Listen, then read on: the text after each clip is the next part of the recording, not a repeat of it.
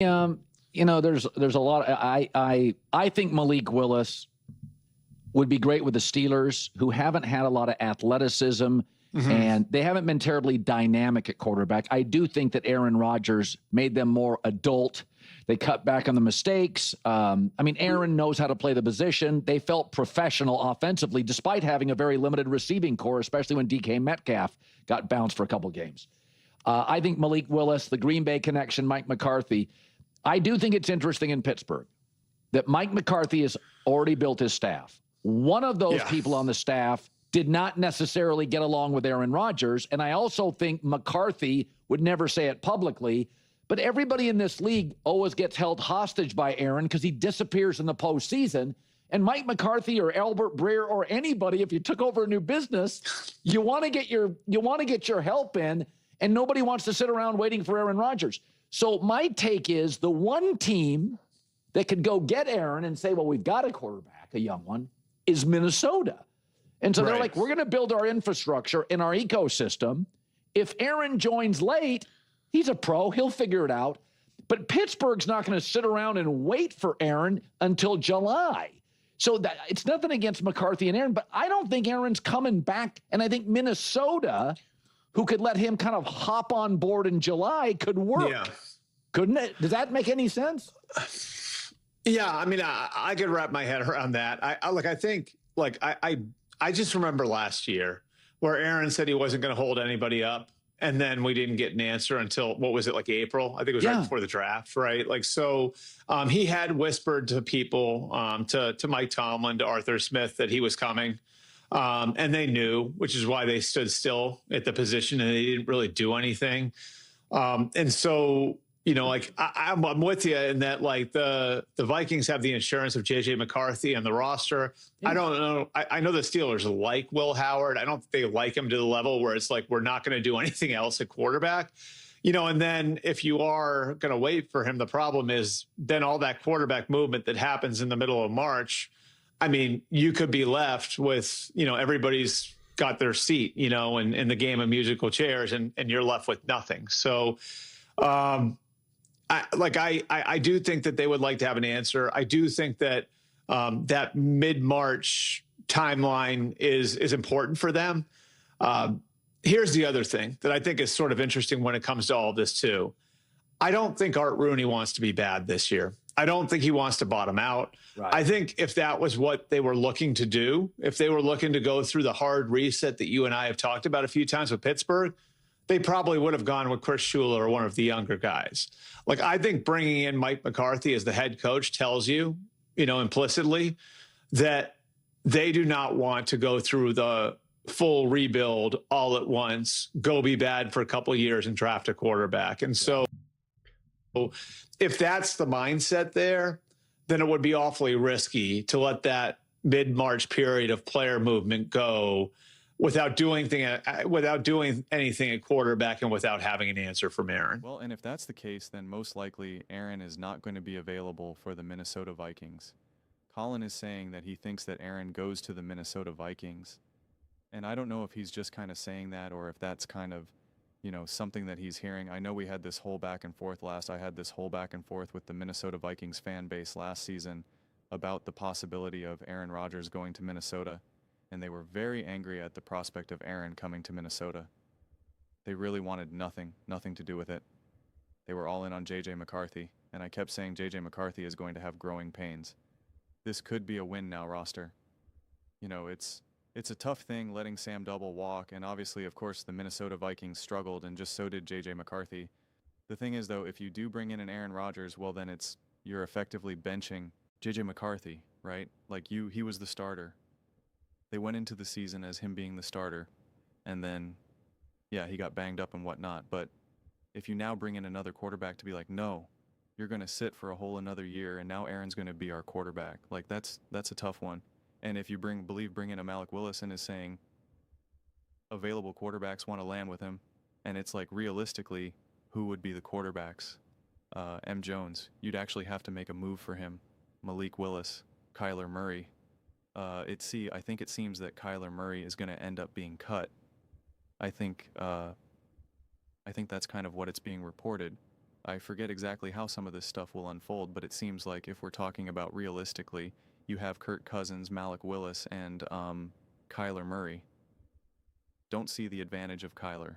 I do see the advantage of Malik Willis, but if you bring in a Malik Willis level quarterback, you are pretty much saying, hey, J.J. McCarthy really might not be the guy. J.J. McCarthy really might not be the guy. We're willing to go through some of the potential growing pains that bringing in a Blink Willis can be, because he's still going to be a young, raw talent that has to be kind of shaped with Kevin Unnell. If you retread and bring in, say, a Kirk Cousins now or something that's interesting, because you can kind of still paint the picture and make, construct a narrative of J.J. McCarthy as still our quarterback of the future, but he's been banged up these first 2 years. We want to get him healthy. We want to get him developed. There's still lots of things that we want to work on with him. So we're going to bring in Kirk Cousins for a 1 year, $8 million contract, whatever the heck it is. And then, we're going to have Kurt, he's going to mentor JJ, and, you do the whole thing. Like it can be seen as less of like, hey, we're benching him. Aaron Rodgers. The reason why I believe that's like different with an Aaron Rodgers versus a Kirk Cousins, you could make kind of the same argument with Aaron Rodgers, but Aaron Rodgers is more of like, hey, we're trying to like win it right now, and we don't think JJ McCarthy can do it. Like I don't know. It's a weird situation. It's a weird situation that the Minnesota Vikings find themselves in, because of what you're dealing with JJ. And have you been able to reach a strong conclusion? I'll tell you this right now. If you start JJ and McCarthy throughout the course of the season, and you're having these struggles and these ups and downs, Justin Jefferson is vanishing for, entire games like you really, really, really do. You're not at risk for losing the locker room. You straight up lose the locker room. The players will not be patient. They have no patience for it. I've said this again, and I said this about JJ McCarthy going into last season and the season before that. They're not there for JJ McCarthy. They're there for themselves. They're their own main characters in their own story. They are not side characters in JJ McCarthy's story. And so, and that's why even like Kevin Unnell said this, and all coaches say this, like, I owe it to the team to do what's best for the team. It's not what's best for JJ McCarthy, it's what's best for the team. And what's tricky is like, this is where you kind of have to put in the work with JJ McCarthy to be like, are you developing? What is your footwork looking like? Like, are you getting better? Are you growing as a quarterback? Because he hasn't been able to be healthy these last 2 seasons. There's no real strong sense of it. Kevin Unnell himself said that this last off season, saying, I'm pretty much looking at what we're working with right now with JJ. He's pretty much like, I'm in the evaluation process. That's not normal for year 2. Year 1, even if he sat the whole season, you wouldn't have had that, because he would have been playing at least like in practice and whatnot. So there would have been development, but he lost that, and now he effectively lost that this past year because he was in and out of the lineup. So it's just such a weird, tough, complicated situation. And of course, with Sam Darnold winning the Super Bowl, that puts tremendous pressure on this organization. Not even just Kevin O'Connor, but really the franchise as a whole. Because I've heard some of the counters to that. I heard people say, well, even with Sam Darnold, we weren't winning the Super Bowl because the Seahawks were just better. And it's like, okay, but then the question is, why were the Seahawks better? Why the Minnesota Vikings should have been ahead? The Minnesota Vikings should have been ahead of the Seattle Seahawks. Why were the Seattle Seahawks able to leapfrog you then? Why? You have the great coach on defense. You have the great coach on offense. You got the pieces. You got your Jackson Smith and Jigba in, and Justin Jefferson, or you have wide receiver 1, wide receiver 2, running back. Like, you got the pieces. Like, if that was the reality, why were they able to get it done and not you? You were legitimately ahead of them over the last few years, going back to the prime Kirk Cousins days, and then even with Sam Darnold in 2024. And this is what I was pleading with Minnesota Vikings fans last season. Don't just put it on. Don't say we would have won it if it wasn't for Sam in 24. They tried to put it all on his shoulders and saying he just choked. He turned into a pumpkin. That was the problem. And I do not think that was the case. And I said that well before Sam started to ball with the Seattle Seahawks and won the Super Bowl. I was like, there was O-line issues and Kevin Unnell issues. And that doesn't mean that I'm trying to throw Kevin O'Connell out because I'm a major believer in Kevin O'Connell, but that is one of those things that you had to acknowledge. And actually, this reminds me of a take that Nick had about Drake May, which I thought was really kind of like a straw man argument because I don't think anyone was arguing this. But he said it would be a major mistake for the Patriots to look at this season, how it ended, because it came out that like Drake May's shoulder and whatnot. And he was just like, it would be a major mistake to say, man, we were right there. We could have won if it wasn't for Drake May's shoulder, you know, we would have won it all. He's like, don't have the same mentality that, say, the Broncos had, where their quarterback was knocked out and now they couldn't get to the Super Bowl. And I made the whole argument that, like, I don't think that's the conversation that's surrounding the Patriots. But that was very much essentially the conversation that was surrounding the Minnesota Vikings. Hey, we could have won it all. We would have got the number 1 seed. We would have beat the Rams, etc. if we just had a better quarterback. And that's why we moved on from Sam Darnold, because J.J. McCarthy gives us the promise of a better quarterback. And it's like, that wasn't the full story. That wasn't the full story. So now things just became a little bit messier in that regard. And so this is where you kind of have to continue. Even if, and I know there was kind of this whole back and forth of like, who was it? Was it the GM? Is it the owner? Is it Kevin Unnell? Like, who wanted to get rid of Sam? This, that, and third, blah, blah, blah, blah, blah. This is still where you trust Kevin Unnell, where you say, is J.J. McCarthy a guy? Do we go out and get Malik Willis? Is there value in bringing a Kirk Cousins, Aaron? You know, like, what do we do here?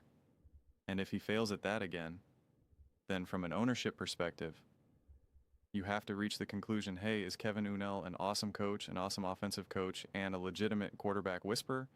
But the dude has no idea how to evaluate talent. He just can't. He just can't. And so we need to just not rely on him to make those decisions. We've done that now multiple times and he's failed spectacularly. We have to remove that aspect of what we rely on him for. But I still think you give him another bite of that apple, honestly.